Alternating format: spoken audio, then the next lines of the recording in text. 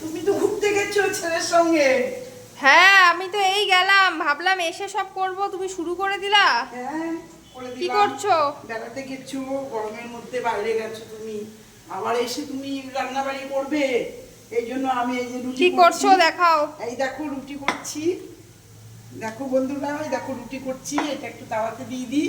এই দেখো পাতলা পাতলা বড় বড় রুটি, এই দেখো। আর এখানে হচ্ছে আলুর চচ্চড়ি।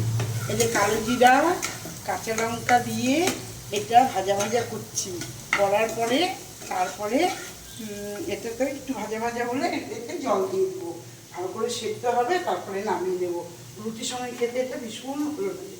আর এই দেখো রুটি হচ্ছে, দেখেছো কি সুন্দর। আমি খুন্তিটা এটাতে দিয়ে দিয়েছি, দেখেছো?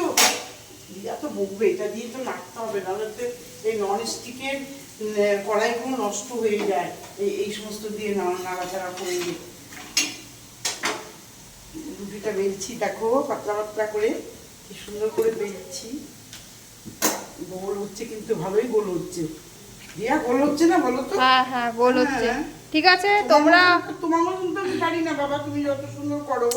আমি এখন না করে করে না অভ্যাসটা আমার খারাপ হয়ে গেছে, বুঝতে পারলে? ঠিক আছে বন্ধুরা, তোমরা কে কি দিয়ে আজকে ডিনার করবে সব কমেন্টে অবশ্যই জানাবে। সবাইকে শুভরাত্রি। আমাদের রান্নাবাড়ি হোক, তারপরে খাওয়া দাওয়া করি। শুভ জন্মাষ্টমী। টাটা। হ্যাঁ।